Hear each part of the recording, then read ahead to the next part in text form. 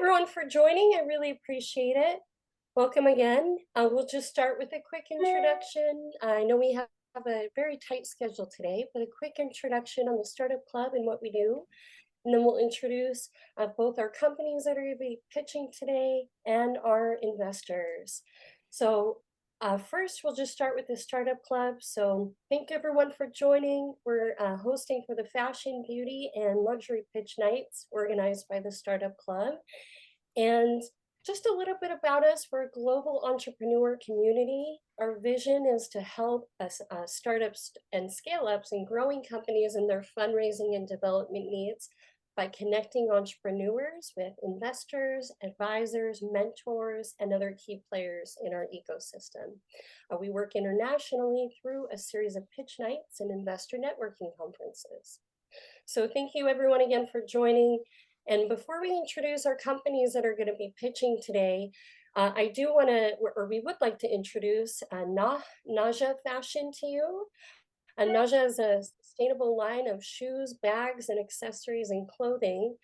They highlight their creations by connecting the brand philosophy with unique recycled and recyclable materials such as fruit fibers, fabric upcycled from marine litter, natural cork, organic cotton, among others, and developing new technologies contributing to the sustainability of the fashion industry. And Danielle Dessau, the founder, is in the audience today joining us. So we'll post her email in the chat and feel free to reach out to her if you have any questions or want to talk more. Okay. But first, we're going to talk about, we have 6 companies pitching today with us. And the first one, we have Style DNA. I'll introduce each company and then we'll talk about our board members. The first is Style DNA, and they're a leading AI stylist app with a mission to help people unlock their personal style, seamlessly prepare wardrobe items into outfits, and provide advice on purchases. They're going to be presented today by Stella Rousou and Elena Volkova. If you want to quickly introduce yourself. Yes, hi, nice to meet you. Thank you for joining us. And then we have Casella Meyer. They're a collective at the intersection of fashion, music, and art crafting clothes, and they emphasize fabrics and embellishment. And they'll be presented today by Nicola Crimi and Rico Baby Brush. Hello, everyone. Nice to meet you. Nice to meet you. Then we have Varg and Stallion. They're a premier retailer for the brand Hästens, the world's most exclusive bed maker, offering handmade beds from natural fibers with Hans wool. Hello, everybody. It's a pleasure to meet you this morning. Good morning. Then we have Glam You Up. They'll be our 4th company presenting today, and they're going to be presented by Lisa Laterza. They're an experienced, ultra-personalized styling with an innovative app that seamlessly blends human expertise with sophisticated AI algorithms. Hi, everyone. We are here, Alex and I. We walk you through Glam You Up later. Thank you. Good morning. Thank you. And then we have ModaMatch.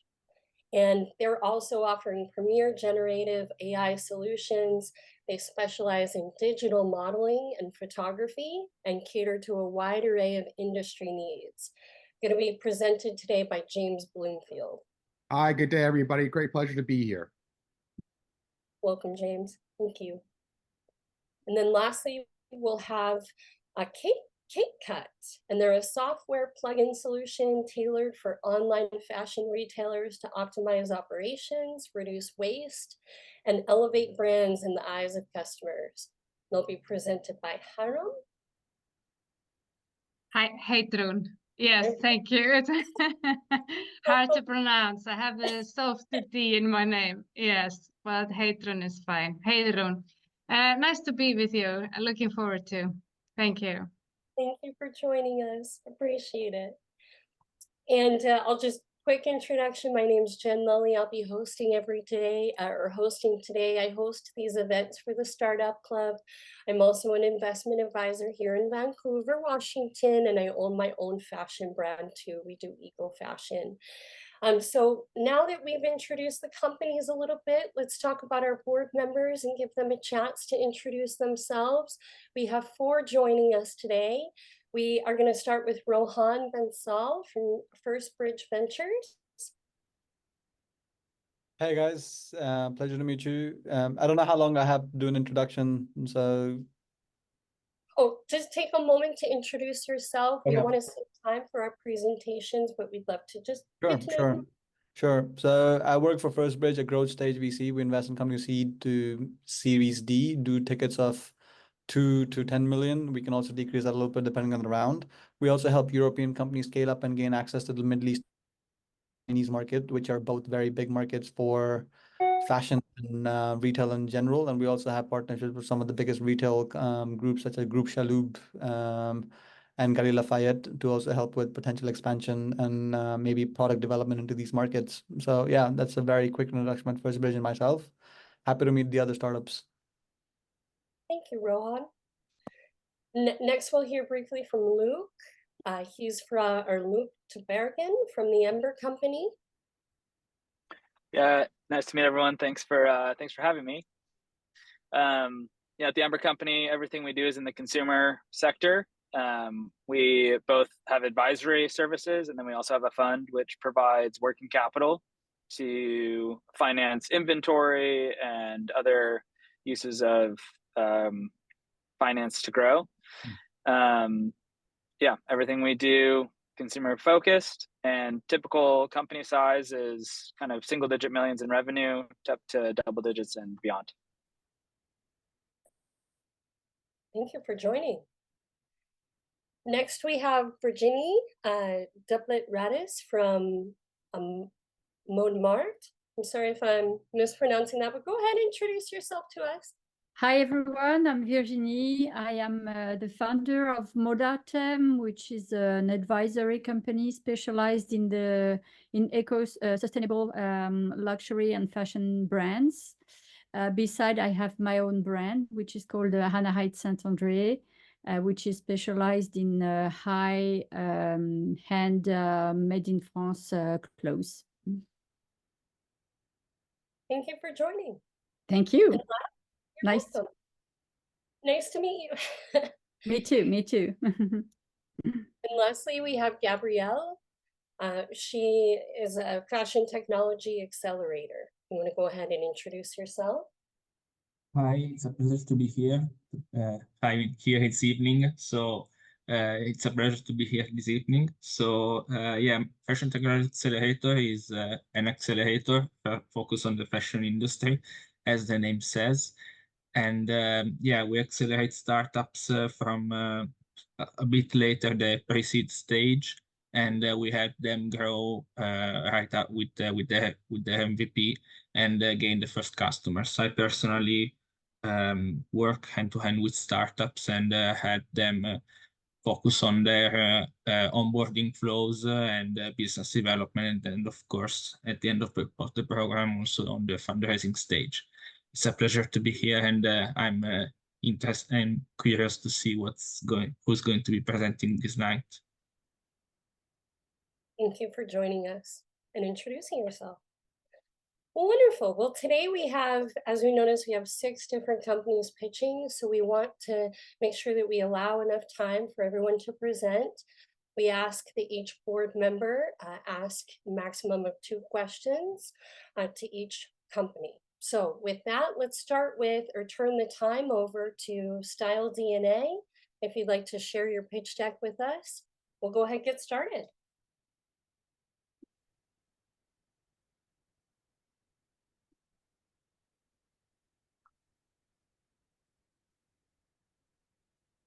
Yeah, hi. It's great to meet you today and tell you more about Style DNA and how we're democratizing huge 6 billion image consulting market that is stuck offline by making it available to everyone, anytime and anywhere. I'm Elena, CEO and co-founder of Style DNA. 5 years ago, I left my career as senior executive to address a problem I personally and millions of the people face daily. In fact, 64% of the people believe that the way they dress makes them feel better, but they're struggling to define what styles and colors suit them. Pressured by time or influences, many ends up buying and returning 30% of the clothes because it doesn't match their appearance. Additionally, 72% of the people do not know how to combine clothes into the outfits. And as a result, 82% of the people's wardrobe just stay unworn. And Style DNA is AI native data-driven platform that perfectly knows what suits both client's appearance and his existing wardrobe. Our client just follows 3 easy steps to get their perfect look and always know what to wear. By a simple selfie, AI recognizes best colors, patterns, shapes, and fabrics that match clients' appearance to create their style profile. Then clients upload the photos of their own items, and AI mixes and matches them into the ready-to-wear outfits and sorted by different occasions.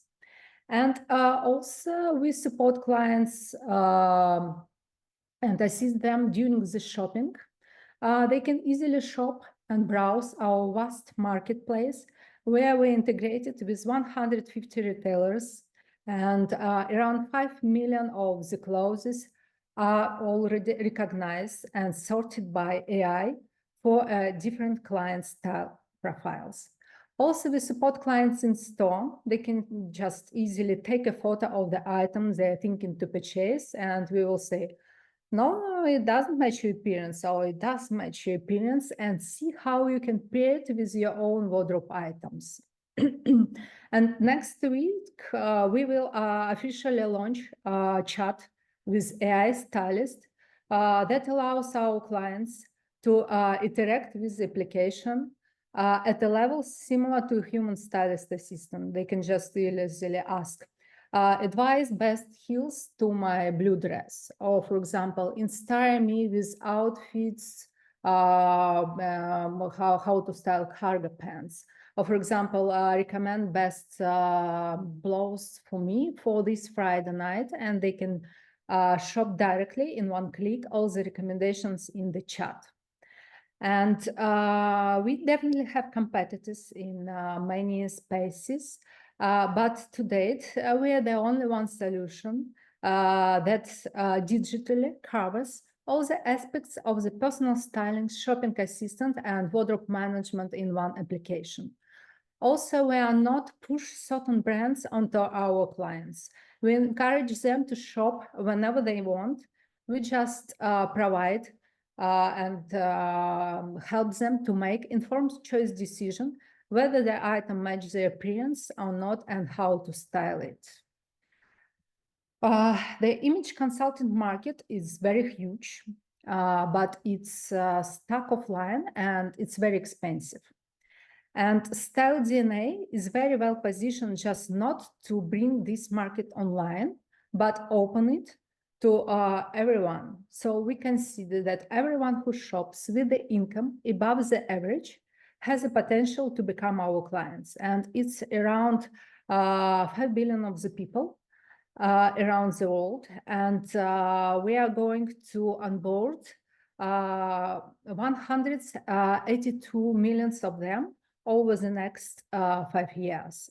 We have a hybrid business model that combines freemium subscription for the AI stylist services with marketplace generating commission. And right now we are actively testing which services should be offered for free and which ones should be premium to strike the balance between the profitability and the retention. Actually, it took us 3 years to refine most advanced image consulting techniques with machine learning to recreate the work of the professional image consultant with the help of AI. And we launched later 2022, quickly found our market fit. For the last year, we reached revenue of 2.7 million euro. We have a positive unit economy, and we reached our break-even point last month. We are going to increase revenue this year by 5 times. We're a team of 12 full-time employees and 22 consultants on demand. Each of us has relevant experience and result-oriented. I personally grew a small company to a leading marketing company and sold it for 250 million. Alex successfully implemented several projects in machine learning spaces, and Stella has amazing experience in fashion. And we are raising our seed round of 3 million and have soft commitments of 1.3 million. And we welcome you to join our journey and contribute millions of the people for a more sustainable shopping. Thank you. Thank you for sharing, and great pitch. Now we'll hear from our board and ask questions, turn it over to them. Let's start with Luke. Great, thanks so much. That's a really interesting. That's a great pitch. What are the main hurdles towards you achieving your goal? What do you see as the biggest things you need to achieve? I think that's the biggest thing that we achieved right now, that we are already at our break-even point. And always it was very hard to develop our technology. And it took nearly 3 years. And thanks to our in-house technology, we are waiting for the patent, and 3 million images of our data set that were manually collected and tagged by our professional image consultants. And yeah, now we are going to scale further, and the most hardest development time behind us. Got it. And so, sorry, how much have you raised to date? 3.4 million. And then on kind of the back end development side, when you're looking, are you training your AI on proprietary data? Yeah, actually, we train AI. We use a recognition model, and from one side we recognize customer appearance, from other side we recognize clothes, and just perfectly matches based on the endless number of the stylish rules that image consultant use when they are working with their client appearance and clothes. Got it. Okay, and then so it's a double-sided marketplace too, with brands and consumers. Yeah, exactly. And which one do you think is going to be the harder client for you to land? I think that it's consumer side, because they show highly interest to our solution, but they are always asking for adding more and more feature. For example, wardrobe based on the season, and the same with the recommendation based on their location, on the weather. Yeah, so it's always very hard and time consuming to build a great consumer story. Oh God, thank you. That's all my questions, but I appreciate you sharing. Thank you. Thank you both. Okay, let's go to Gabrielle. Thank you. So I was wondering how much does it cost you to onboard a customer? To onboard paying customers cost us about 11 euros. Okay, and how much do they usually stay with you? How much time? We have retention of the paid subscribers on the third month, about 28%. 28% retention? 28% retention. Yeah, like they use the application and interact with it. Okay, thanks. And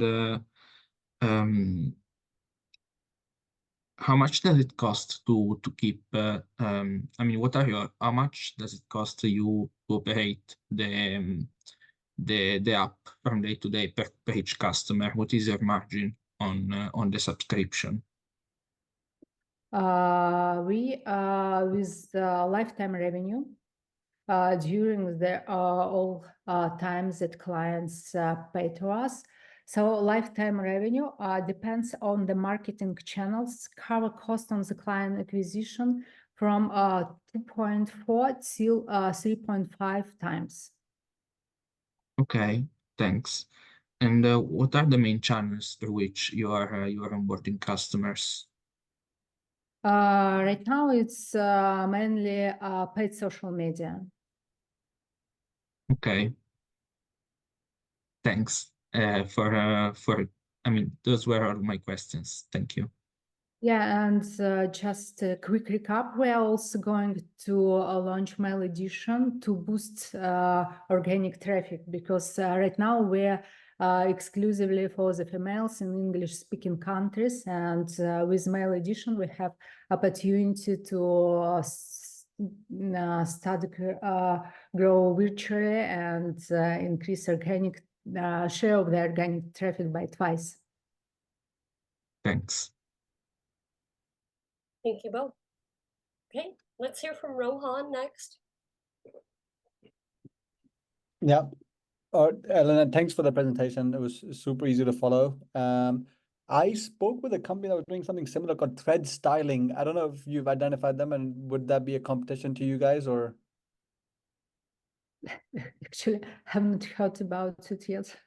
Okay, because Thread Styling was also like a personalized, like it's like a chat luxury commerce. So they were offering like styling Yeah. and product recommendations, and Yeah, it seems to me that they're pure B2B recommendation SaaS technology. it was B2B and B2C as well. It was a bit about, but I guess they didn't just have a B2C angle. So another question I wanted to ask was, Sorry, they were acquired, it seems to me, about Marks and Spencer last year. okay, I guess we missed out on that one. I guess we should have invested in that company then. So it was really interesting to see that monetization was on the consumer side. Will you be charging a monetization for the brands on the B2B side at some point as well, or is it just going to be on the consumers?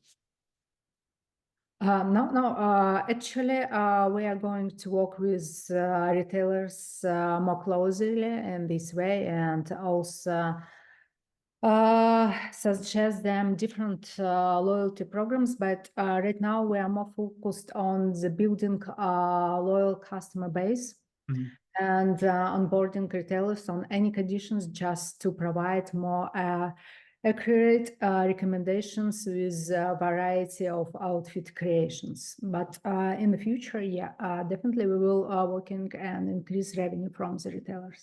Okay. I mean, it's a cycle, right? You need to get enough customers so that the retailers are interested as well, and you don't want to charge the retailers too early so that they keep coming to the platform. So that makes sense. Also, another question I had was, so you are getting a lot of selfies and a lot of facial data. Do you protect that? And are there ways to make sure that there's no leakage? Because I'm sure there must be concerns on that, right? Or Yeah, sure. We are control, and we are a European-based company in Spain, and we are in line with all GDPR requirements, and we are not keeping this personal data and images of the clients. Okay. All right, that's super cool. I think that's it from my side. Also, congratulations on the successful exit. Hopefully this is a similar one as the last one. So Thank you. Thank you both. Okay, we'll hear from the last board member, Virginia, if you want to go ahead, turn the time over to you.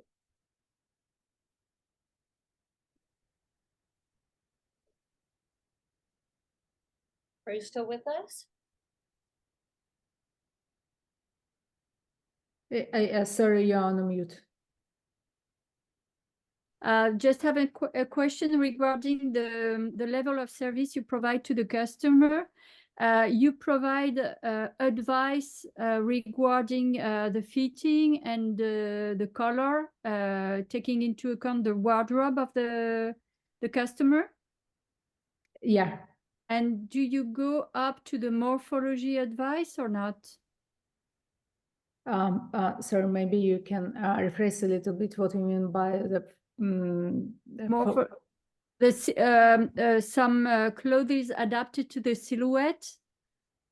Yeah, actually our clients choose their body type manually. They can also scan their body, and they do this. We also have their measurement and advise shapes based on their measurement as well.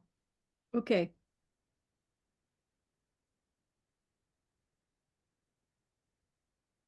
Good. Because to me, it's the most important thing regarding, okay, for the style, but the fitting is the most important, especially regarding the returns. So that's a key element. And most of the companies, they are not really good at both scanning and giving advice regarding the morphology and the fitting. Yeah, right now we are not predict size, Yes. but help to find more flattering shapes and cuts. But in the future, it's also in our roadmap to filter marketplace by size as well. Okay, and regarding the brands, do you have enough information regarding the measurements of the garments in order to provide the right information to the customer? Yeah, we have also this information from the retailers. All right.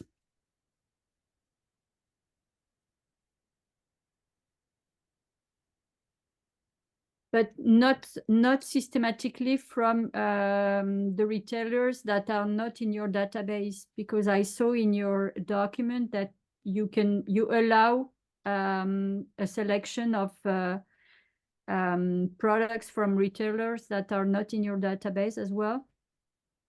Yeah, we actually support clients while shopping in other online store, like Zara, for example, that would never join any marketplace, and we cover their web page in our mobile application with their widget, with the browser, and they can actually open Zara catalog, choose any item, press on our logo, and we will say, okay, yeah, also it's match you on doesn't match, and see outfits with this item.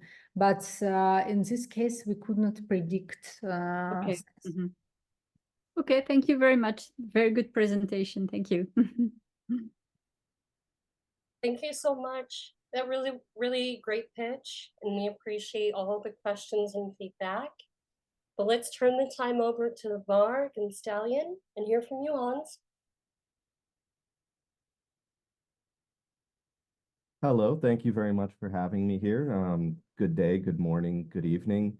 I am the founder and owner of Varg and Stallion. It is a new retailer for the company Hästens. We plan to completely redefine what it means to be a distributor partner for our partner.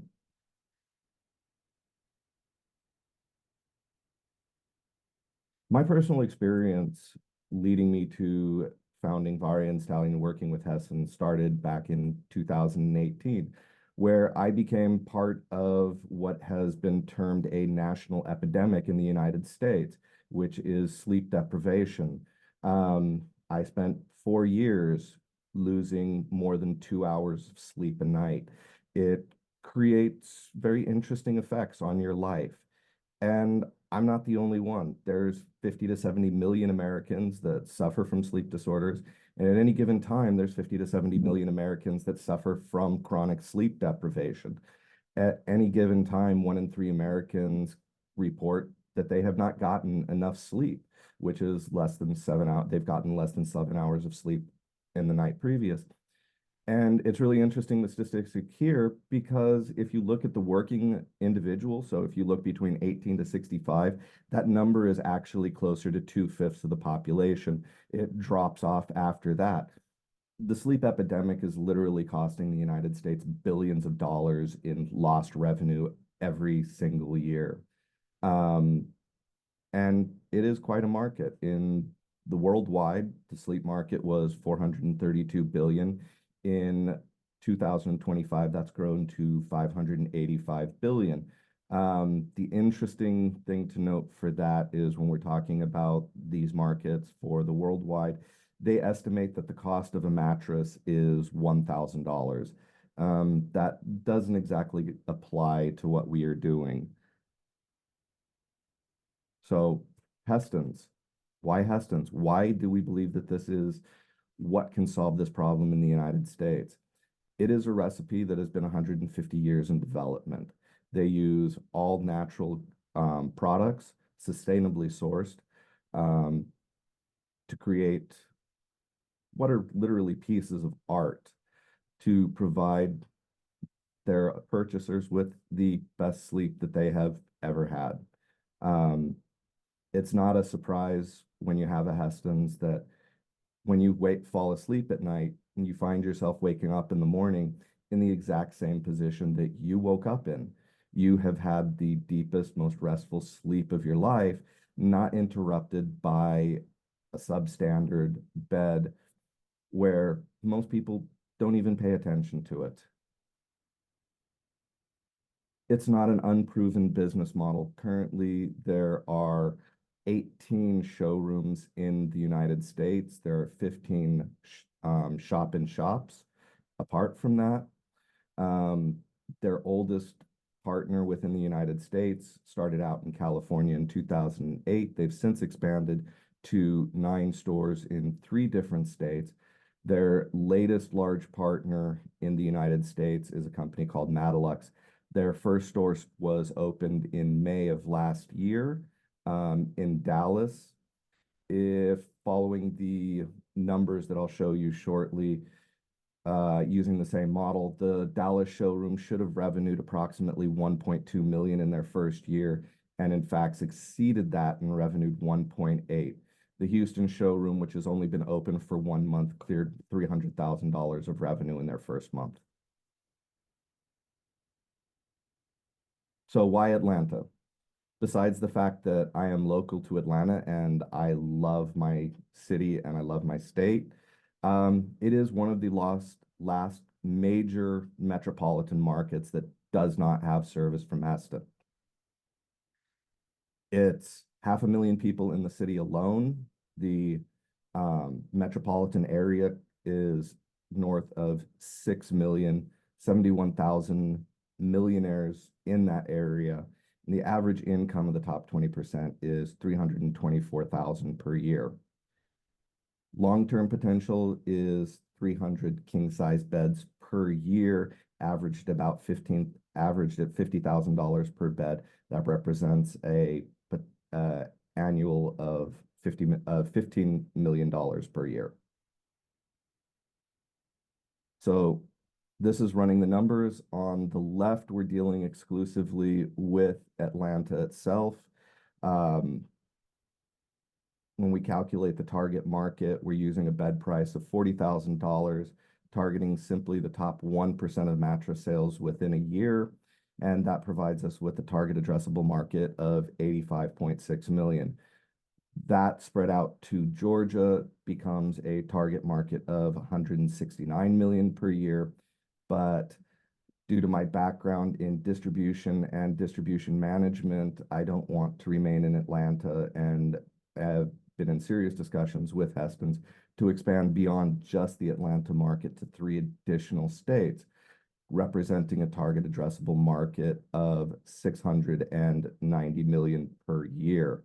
Providing that we hit our expansion plans, revenue in first year should be 2.8, year 2, 6.7, growing to 13.7 in the third year, eventually hitting approximately 50 million a year in year 10. But we want to, as I said, we want to do something different. We want to really redefine what it means to be a luxury distributor for Hästens. All beds will come with a 30-year service guarantee.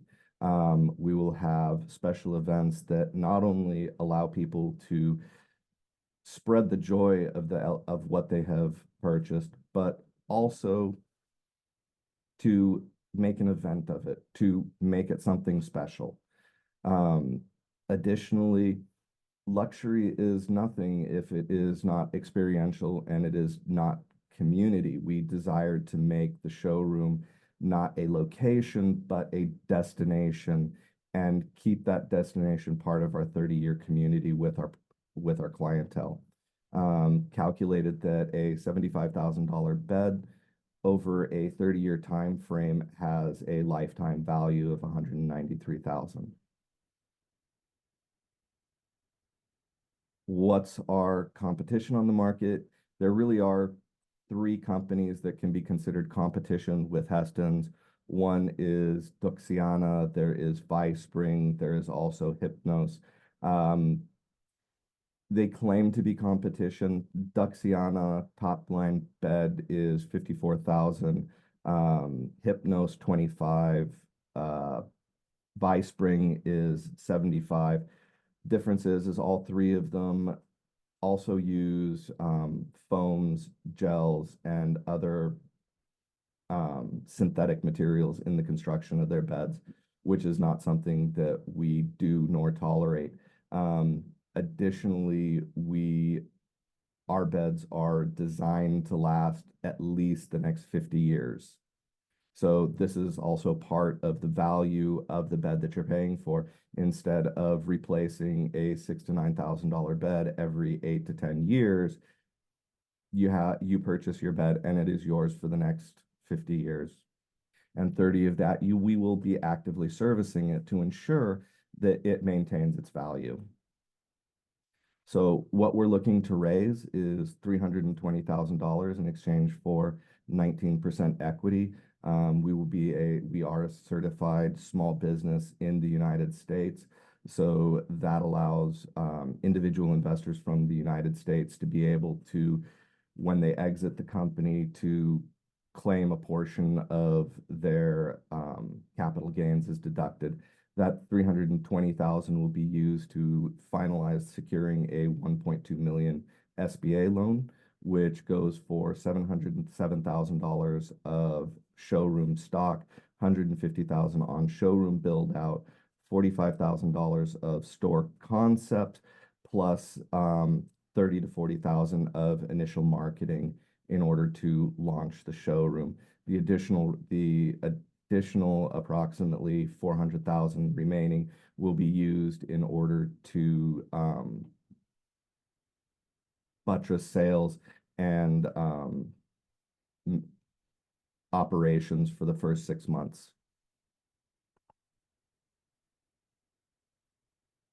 We have a double-pronged promotional effort. We will be strongly promoting through local channels. Additionally, Hästens deals with the national channels. We've already secured Chris Comp, who's came on board. He's a good friend of mine as our advisor. He's got many years in the marketing industry in order to ensure that our unique takes on market verticals and sales verticals can be thoroughly marketed and taken advantage of. So this is the initial team.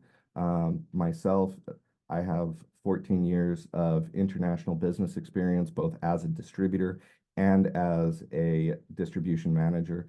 During that time, I managed up to 18 countries for Philips Eindhoven, covering 8 million in annual revenue, growing it by double digits on an annual basis. Since I've moved to the United States, I've started an interior design business with my wife, where we have been able to integrate with the high net worth individuals and community within the Atlanta region, and also has introduced me into luxury design.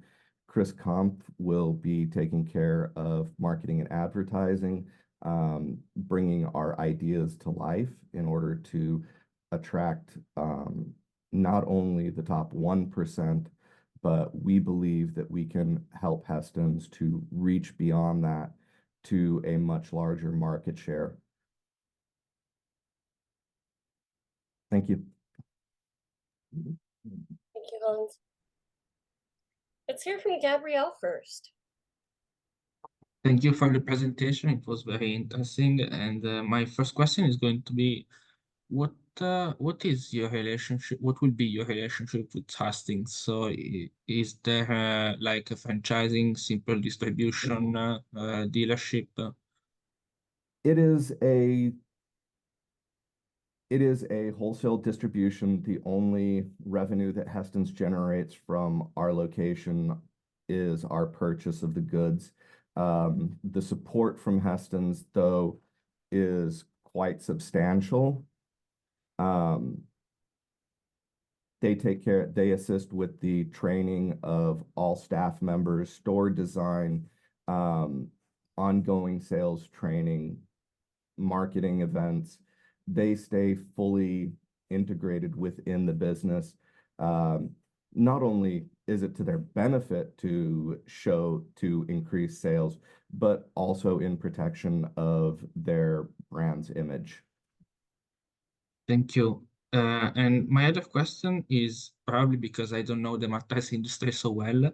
It is, you mentioned in the slide where you showed the financial figures that you expect your customers to keep the bed for 10 years, but you expect on the other side to service maintenance and repairing services for 30 years. What is the reason for these two different figures? So statistically, people replace their mattresses. Currently, it's 8.3 to 8.6 years. We've rounded it to 10 years simply for calculation simplicity. These are not Hästens mattresses. These are the mattresses that you get from any other supplier. Pushing them out to 8 to 10 years, that mattress is already long lost its support qualities that provide you with restful sleep. And the less you spend for the mattress, honestly, the less time that it stays viable to provide you the sleep that you need. It's a crazy issue in the United States. It's become part of Americana since the 1970s. You had rocker Warren Zevon that coined the phrase, "I'll sleep when I'm dead." And America has wholeheartedly embraced this concept, and they pay little attention to their sleep or what they sleep on. And when you consider that you will spend 1/3 of your life on your bed, you spend 1/3 of your life sleeping, to shortchange something that you use that is so necessary to your functioning during the day is simply mind-boggling. So okay. our Hästens mattresses are designed with the concept that they will last for 100 years. So they will last for 50 years, and supporting them for 30 years is well within the lifetime of the beds. Okay, that's clear now. Thank you. I'm done with questions. Thank you both. Okay, let's hear from Rohan next. Yeah. Thanks for the presentation. I really like the company and the product simply because I feel like my mattress sucks. And I almost have a new customer at this point. My question would be, is this also in Europe by any chance? And if not, are there plans to take this to the European market at some point? So Hästens is a European company. They are based and headquartered in Sweden. In fact, unlike any other bed mattress, number one, we don't sell mattresses, we sell beds. Everything is included into it. But the majority of your mattresses worldwide are all created in the same factory and slapped on with a different label. Hästens factory is in Sweden, and the only thing that they produce are Hästens bed, all of them handmade, where the top bed requires 6 months, six master craftsmen, more than 600 hours to create each bed. They are in Europe. They're in over 140 countries around the world. So I can guarantee that they are likely within your country. Okay. I will definitely spend some time after this to check if they're in France. So in terms of break even, how much beds do you need to sell on a yearly basis to kind of break even on this? So in order to break even versus monthly expenses per store, we really only need to sell 4 beds per month at an approximate price point of 50,000. Considering the initial investment, we need to sell 34 beds at that price point in order to break even versus the initial investment. Okay, this is 34 beds on a yearly basis or 34 beds in total? 34 beds in total to cover the initial investment. Okay. And what is, I don't know this industry that well, so what is the average price point you're up against? Like, how does your beds compare to the rest of the market? I know they're going to be more expensive, but just how much and like, how do you differentiate? So the rest of in the United States, the majority of the market are mattresses in a box, other forms of this, large retail stores, or the dreaded mattress stores that you find at the mall. So the most expensive those go is between $6,000 to $9,000, and that includes, many times that doesn't even include just being able to buy the frame.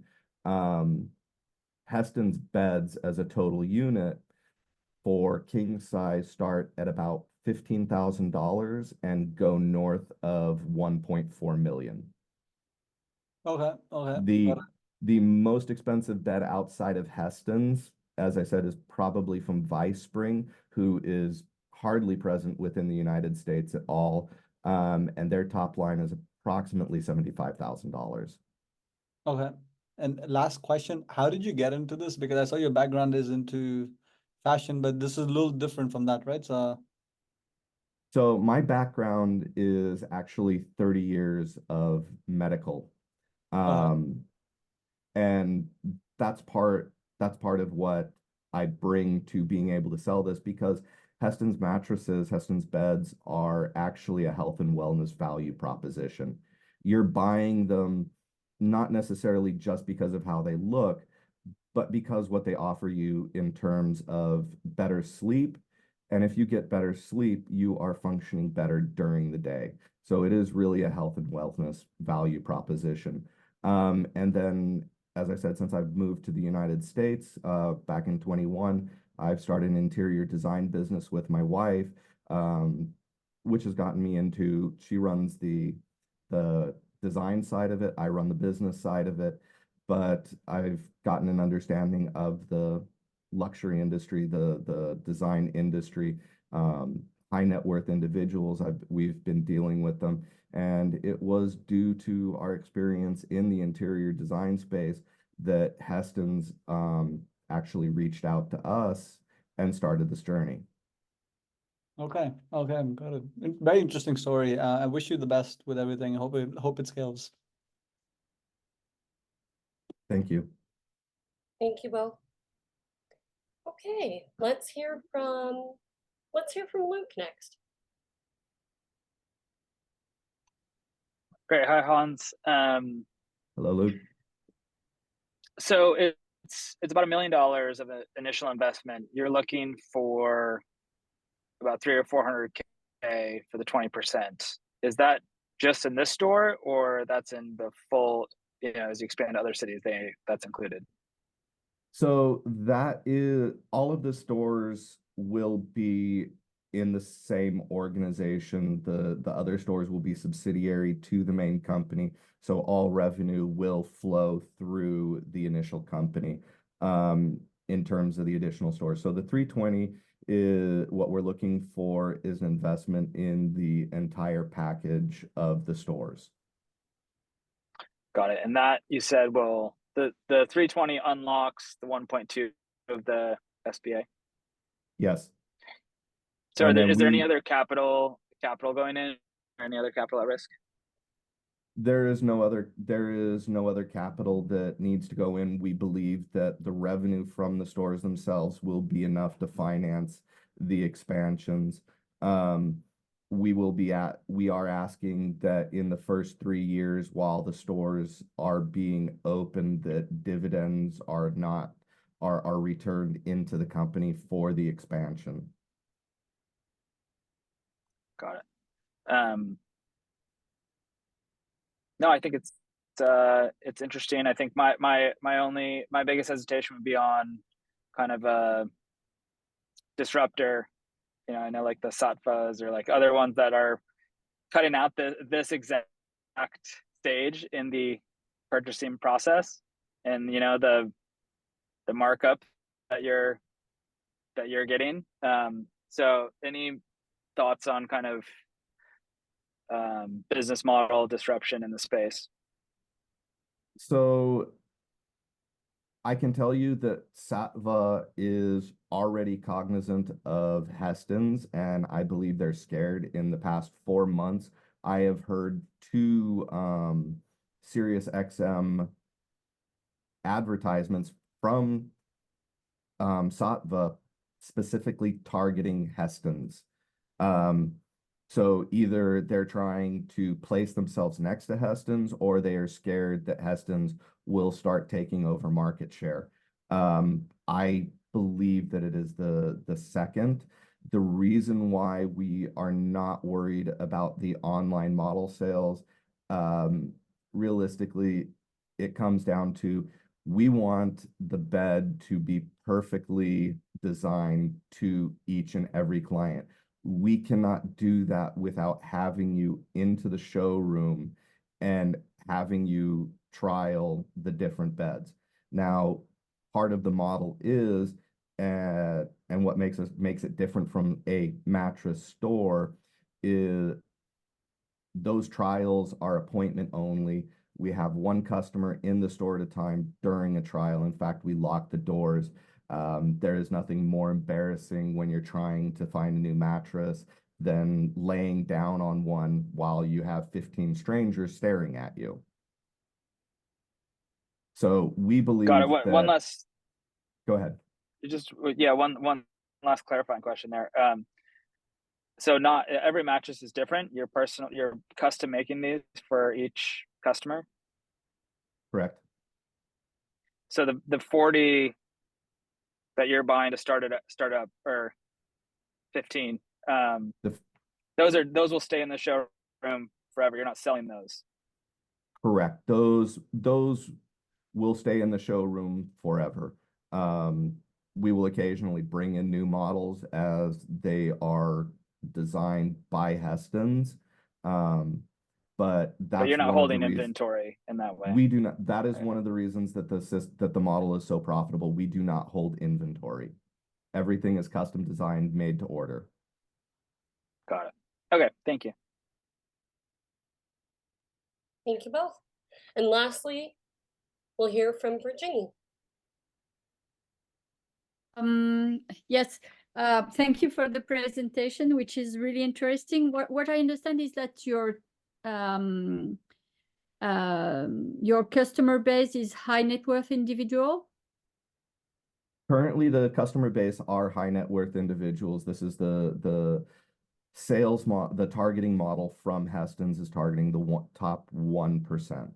Okay, so But how do you manage to make these high net worth individuals come to the store and try mattress and make sure that they don't delegate this purchase to another people, service people? How do you tap them directly? Because this is a category that is quite difficult to attain and seduce and bring to a store for a bed. Indeed, but that's why what we're selling at the end of the day is health and wellness for the end user. We will be targeting, we will be making appointments to come in, working through marketing and advertising. But at the end of the day, if they want to ensure that their investment in their health and wellness meets and exceeds their expectations, then they need to come in and ensure that they are getting what is designed for them to provide them with the best quality sleep that they can get.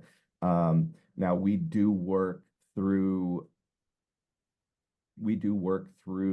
intermediaries to an extent, in that I would say 30 to 40% of Hästens sales are instigated through interior designers.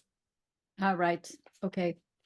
And the second question is that you come to high very high prices, sorry. How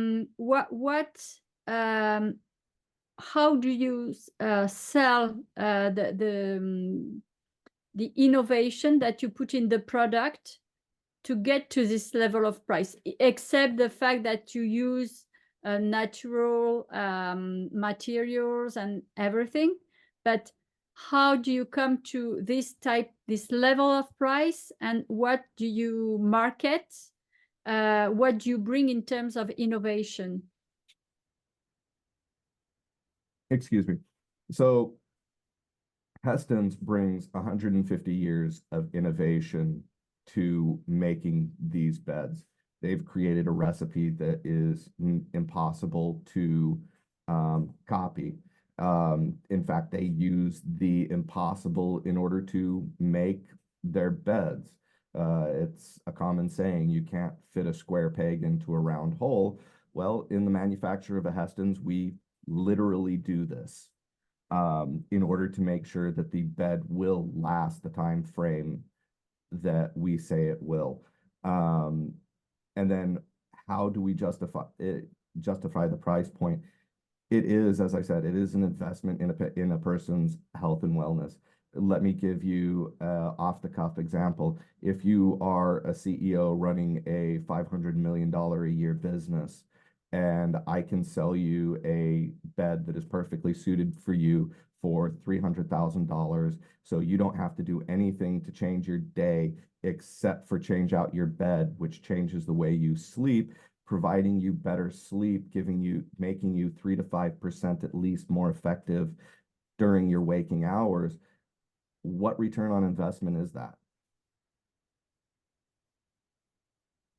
And as for the distribution model, what we plan to bring is innovation in making the path from the factory to the end user completely and totally sustainable. We have a number of projects detailed in our business plan in order to drive our showrooms and our business to net zero and below carbon.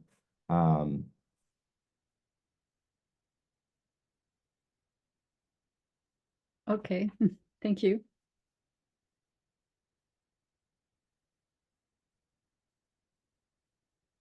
Thank you both. Okay. Well, Hans, thank you for sharing. Great presentation. I am going to introduce our next company that we'll be pitching, but I did just want to make a quick mention. I was looking at the time and we're about half an hour in. For our remaining presentations, we're really only allocating about 15 minutes per pitch for the total presentation. So I just want to ask that we're cognizant of our time for everyone involved, including board members and everyone watching. So with that, if we can turn the time over to our fourth company, we're going to be hearing from Glam You Up. Lisa, if you want to turn your pitch over to us, I appreciate it. Of course. Here we are, ready to go.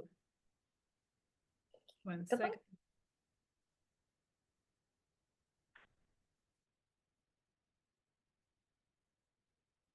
Hi everyone, my name is Lisa and I am the proud CEO and co-founder of Glam You Up, our B2B SaaS AI patented module to slash returns in the online fashion market.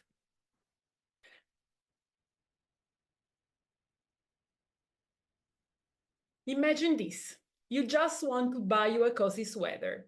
So you go online and rather than easily finding the one that you're looking for, you are just lost in a sea of options. I think you can relate. And it gets even worse if you want to purchase something for somebody else. Ever tried to buy, for example, a suit for your dad? Often is not a good choice, right? But fear not, with Glam You Up, we are here to change the game. Indeed, once Glam You Up is installed in a platform selling clothes online, all the user needs to do is to upload a selfie.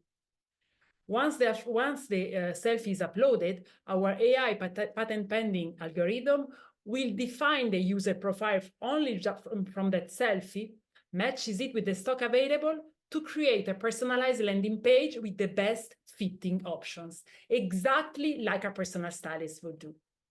Through proactive advice, we aim to reduce returns. Indeed, 70% of returns in the online fashion market are related to style issues. Basically, people don't like what they bought online when they receive it at home and try it on. This translates in a huge $280 billion problem for professionals every year and has a huge impact on the environment. Our competition is indeed the fact that we don't ask a single question to the user. We define the user profile from just a selfie, and this is essential for the smoothness of the experience and for the accuracy of the results. Also, we are a B2B SaaS white label solution, so we don't have any impact in the funnel of the platform. And we can provide instant results based on the user characteristics, not on what they bought before. This is what we call proactive advice. Also, being a B2B SaaS model implementable in any platform selling clothes online, our business model is extremely scalable and replicable. Online fashion market is an expanding $830 billion market. 10% of this market is on Shopify. That's why our go-to-market starts from there, allowing us to tackle in a 550,000 shops selling clothes online using the architecture of Shopify. We are about to launch on Shopify, just waiting for the accreditation, and we did our pre-launch campaign, having a 35% of click rate among the Shopify shop owner, validating their interest. Later, we will go for an enterprise one-on-one selling and, of course, creating a solution implementable in any platform, in other platforms like WooCommerce and other competitors. Our business model is a subscription model, and we are aiming to reach 200,000 shops by 2027, translating in an ARR of $20.5 million. The dream team behind Glam You Up is composed by myself, Lisa. I am the CEO and co-founder of Glam You Up. I built already 2 businesses in the past and made 1 exit, and I have 14 years of experience in market feasibility studies. I can decrypt the market, understand their needs, and really define the best solution to answer to them. And then we have our CCO and co-founder, Richard, with 13 years of experience in sales and strategy. He's literally our sales wizard. And Alex is our CTO and co-founder, is the mastermind behind our AI patent pending module, as well as the head of our tech team, composed by Yuri and Ren as well. Also, we are proudly mentored by Mariana Schmitz from PVH and Maisa Korhonen from H&M. And we are just open our investment round of 2.3 million that will allow us to improve the performances of our solution, to cover the hardware cost at our launch, and finally to reach an MRR of 75K. Thank you so much for your attention. Let's revolutionize the way the world shops online, and ultimately, let's glam it up together. Thank you.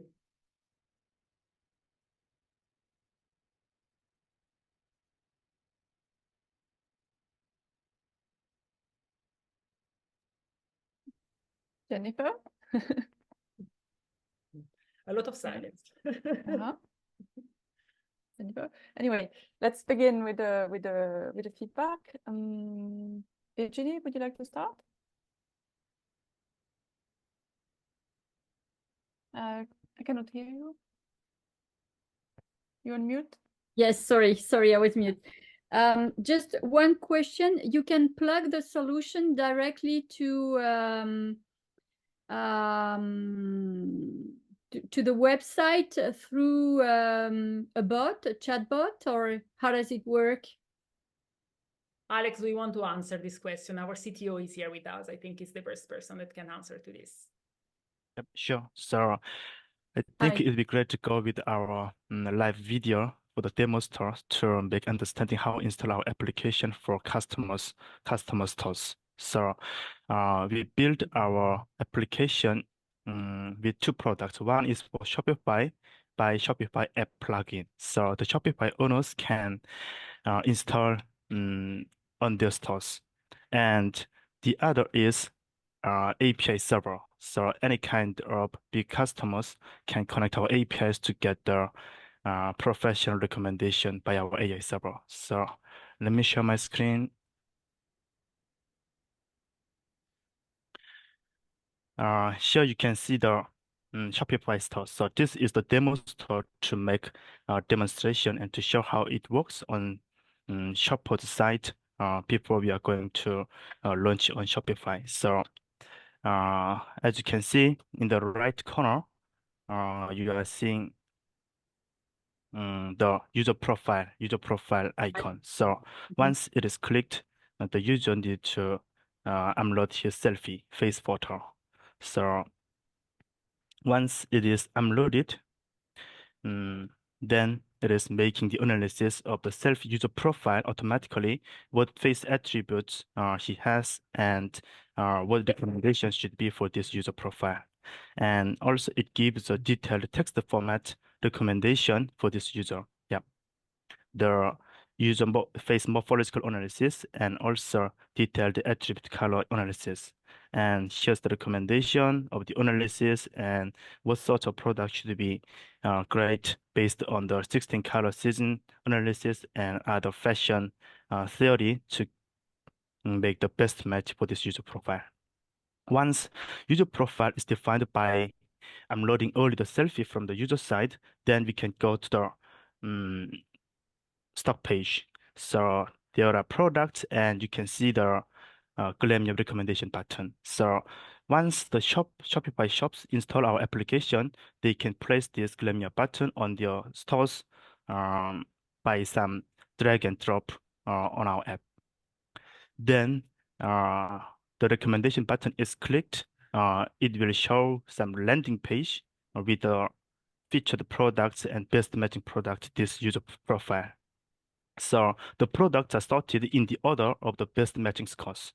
So the first one is the most matching one, and we can go details of the product. So the color is automatically selected as white because there are some variants on this product, the red ones and the white, something like that. But the white color is the best matching score by our AI engine right now. And why it is best matching? So you can try Glam You Up detailed analysis. So here you can see the Glam You Up analysis button, and it gives more enhanced and verbose detailed analysis, mapping this product to the user profile. Yep. So you can see it on the right panel. In the meantime, so very verbose and detailed recommendation and also analysis what to have for the best for this profile and product and what should be avoided for this product and something like that. Yeah. Okay, we can go on another product, and also it gives the detailed things in several paragraphs. Yeah, this is the main way how Glam You Up plugin works and how it is installed on Shopify stores. For the cases of big corporations who doesn't use Shopify like Tommy and Hilfiger, they should use our API calls to use our AI functionalities. Here, the most important point is that the quality of the response as a professional AI stylist, like a human styling. And second point is that we can serve this functionality in our servers for very large number of stocks with a very small latency, almost in real time to the users to enhance their shopping and searching the products. Yeah. Thank you. Thank you. Thank you very much.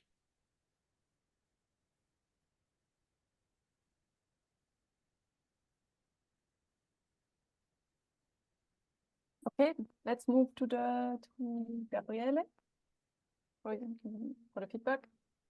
Yeah, hi Lisa, nice to see you again. I think we had the chance to meet about a year ago. Yeah, indeed. And it's great to see the progress that you made on the product. And my question is about if you had any kind of pilot project or some early customers with which you tested the solution, and if you have any metrics on that about the usage or let's say some lowering on return rates and such. Okay, so basically, yes, we have plenty of stats. Gabriele, we'll go through that. So basically, we wanted to validate the user interest in the solution back to August 23. This is why, because even if we are a B2B solution, we need the user to be interested in being advised the way we aim to advise them. And back to August 23, we launched our free B2C app. Yeah, we have 42% of retention rate, validating the interest of the user in being advised. Then, as said during the pitch, we had also a pre-launch campaign for Shopify, and we have 35% of click rate among the Shopify shop owners, validating the interest of the shop owners in having this kind of tools. Interest validated also by Shopify itself, that it's really waiting for us to really can't wait to have this solution on the store. What else? We don't have concrete pilots, but we have the interest of PVH and we have the interest of H&M. We will be able to pilot with them as soon as we improve, especially the number of transactions that we can process per day. Also, what else? Yes, we have what I wanted to say. Yes, we had the Shopify. Sorry, I lost my sentence. Yes, we made an A/B test back to December to validate the impact in reducing returns. And basically what we did, we create two Shopify shops ourselves, one with the solution implemented and the other without the solution implemented. And we had, it was run only for a couple of months, but we had 40% of reduction in returns on that A/B test. Thank you. And last question is about how much does it cost to the brand to have your plugin when you will launch it? Yeah, basically it's a subscription model, Gabriele. So it's a monthly fee. It's $360 every 1,000 orders. Okay, thank you. And I'll request questions. Okay, thank you, Gabriele. Thank you. So now we'll turn the time over to Luke. Yeah, actually, the previous questions were really enlightening. So I think in the interest of time, I'll pass on to the next. Thank you, Luke. And lastly, we'll hear from Rohan. Yeah.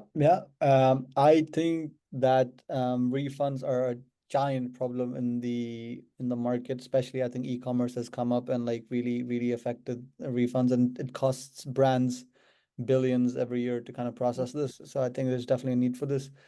One thing I wanted to know is, have you done any KPIs or pilot studies to show how the platform has helped reduce the return rates, and by how much exactly, like in a quantifiable way? We did our A/B test, Rohan, in back to December. Okay, So, and was there a significant difference? 40% less returns. 40% less returns. Okay, and this was over a fixed time period. It was for the whole of last year. Okay, got it. Okay, this is very interesting. I think we're running out of time again, so I'm just going to keep it brief. So good luck with what you're doing. So thank you so much. Thank you all so much. I really appreciate it. And next, we'll turn the time over to ModaMatch, and we'll hear from you, James. Good luck. Thank you very much. Can everyone hear me? Yes. Everyone can hear and see. Beautiful. So let me just share my screen.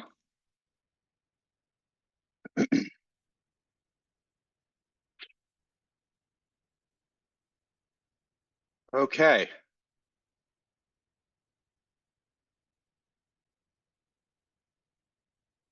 So, hello, everyone. My name is James Bloomfield, and I am the co-founder and CEO of the generative AI apparel technology company, ModaMatch. It's great to have the opportunity to speak here today. A quick thank you to all the panelists, the moderator, and all of you out there for listening. A lot of information has been shared already today, so I'm going to try to take you through this presentation quickly and simply, and we can address any specifics in the breakout room. ModaMatch was founded with the goal of bringing generative AI technology to the apparel industry. We host a range of solutions within our suite of services with an emphasis on digital modeling and photography. Photography is a cornerstone of the apparel industry and is used throughout the space by retailers, brands, manufacturers, designers, wholesalers, and resellers to produce millions of images for a variety of uses. These include imagery for marketing, e-commerce, social media content creation, lookbooks, catalogs, and pack shots. Traditional photo shoots are deeply problematic. They are expensive, they are labor-intensive, time-consuming, with limited model availability and highly restrictive image usage rights, not to mention a significant environmental cost. Even so, the demand for imagery is excuse me, should have made this change a little while ago. In any case, the demand for imagery is growing tremendously, and the current apparel photography market is valued at over $5 billion, which is going to be growing exponentially in the coming years.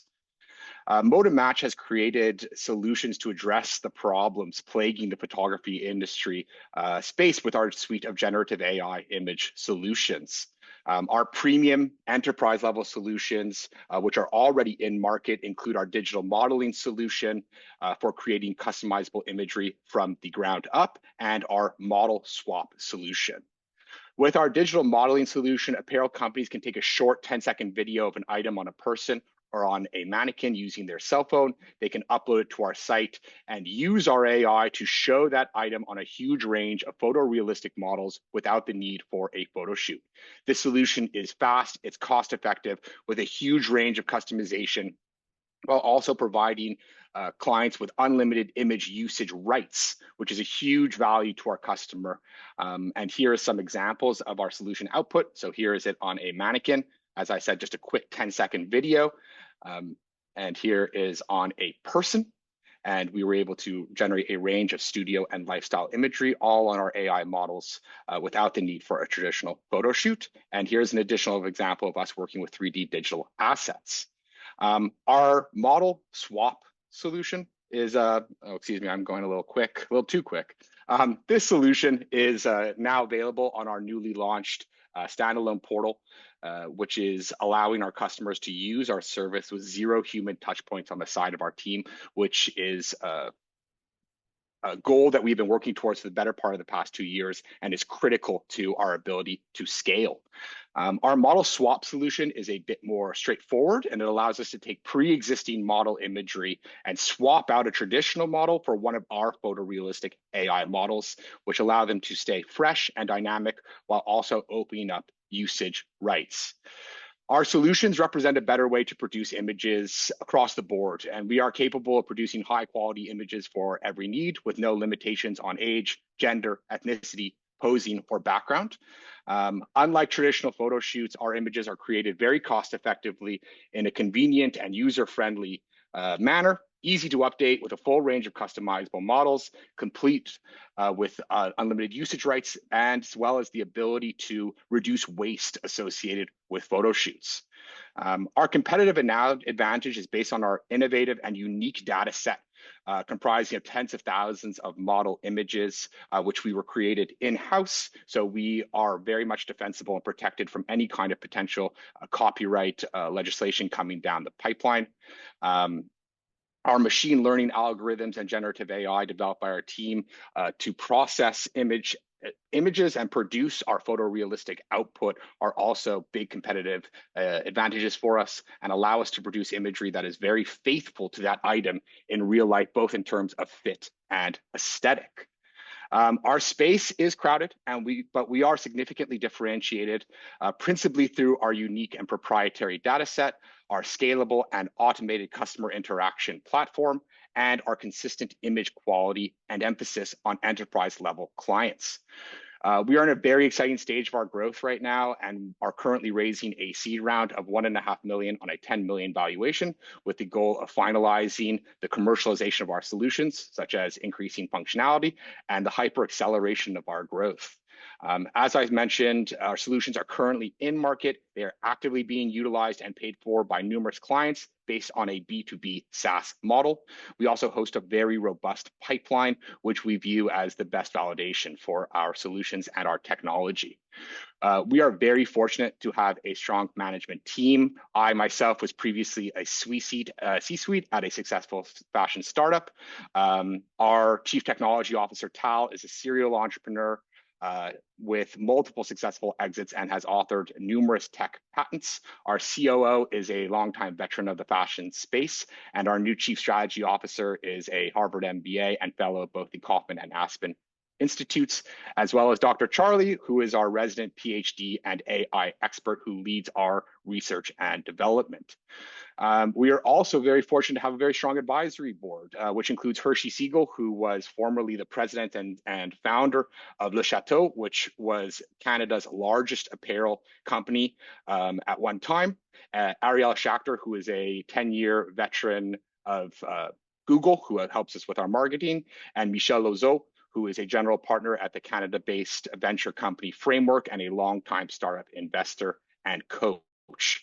This was a very quick pitch. There's quite a bit that's left unsaid, but I look forward to connecting with everyone and following up with anyone interested in learning more. So thank you all very much for your time, and I look forward to answering your questions. Thank you, James. Great presentation, and I appreciate it. And the break rooms, we invite you all to join the break rooms and spend more time discussing this in length. We actually want to hear from Luke first. If you want to turn the time over to you, Luke.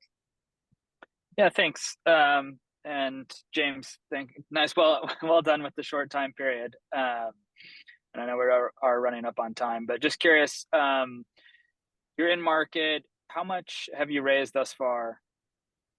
We've raised approximately $4 million to date. Okay, and are you currently raising your next round? We are raising $1.5 million on a $10 million valuation. Okay, and then just bigger question, how is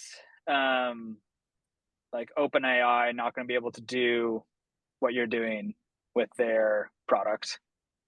Well, I sometimes define ModaMatch as imagine Mid-Journey if Mid-Journey had been created specifically for apparel.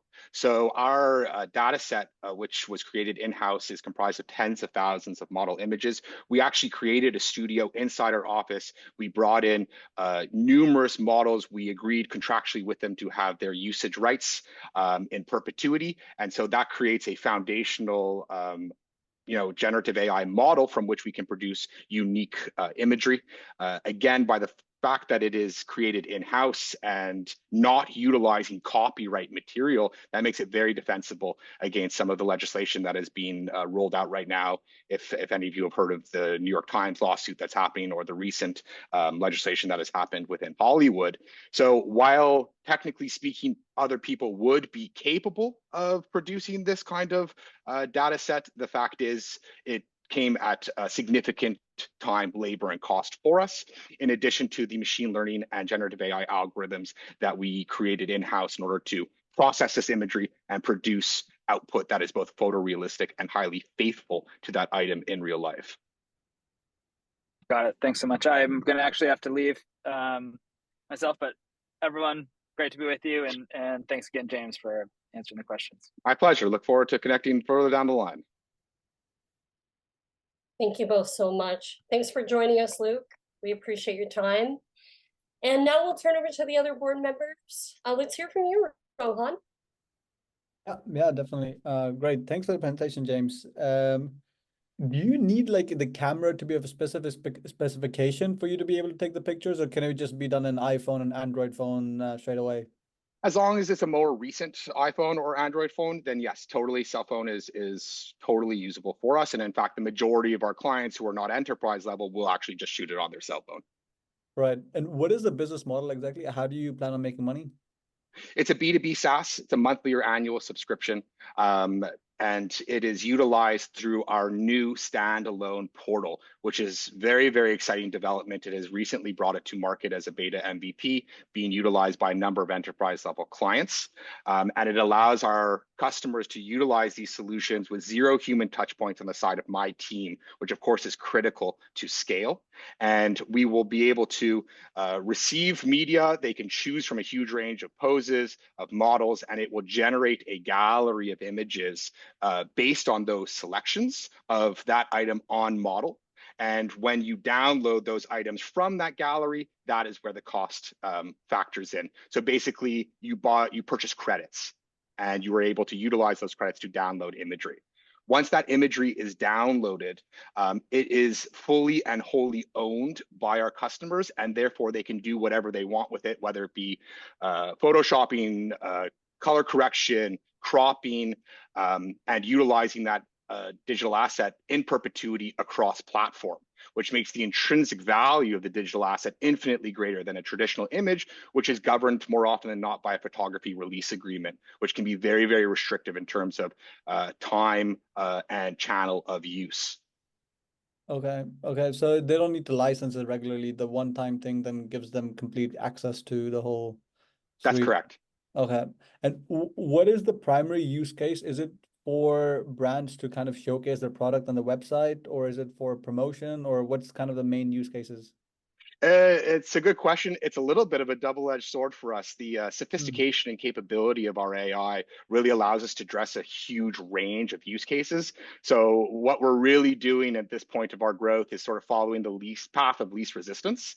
And we're seeing a huge amount of interest in social media content creation, especially lifestyle imagery, which is enormously expensive and laborsome to produce. We're also seeing a tremendous amount of interest in e-commerce, marketing imagery, as well as catalogs and lookbooks.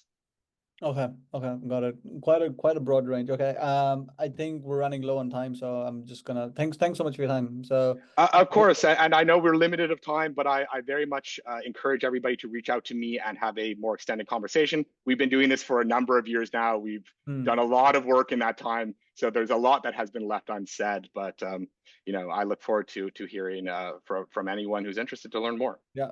No, I could tell we had to kind of rush through things. So thanks so much for your time. Also, Jen, I'm gonna have to leave. I have another call starting at 8. It was a pleasure speaking with everyone, and look forward to connecting and getting to know you guys better. For sure. Thank you so much. Thank you so much for joining.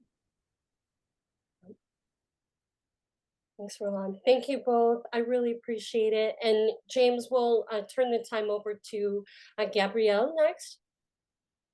Yeah, thanks for the presentation, James. This is a topic that comes up very often, especially when talking with startups that are just starting out, and the photo shoot is a very high cost for them, especially for the first collections. My question is about how much can you bring down the cost of the photo shoot in percentage? It's a great question. By virtue of how the huge range of how photo shoots are performed by different companies, I've seen prices range from as low as $10 per image to as high as $120 per image. But we have seen on average a reduction of 80% in cost. Okay, that's very cool. And that's just speaking to dollars and cents. That's not even taking into account the full range of customization, the unlimited usage rights, the speed. I mean, the fact is, in this day and age, in some cases, the idea of having a photo shoot to those images actually being ready and utilized on a website, for instance, can take 6 months. We have a turnaround time that is about 20 minutes, and that is constantly decreasing. Okay, that's cool too.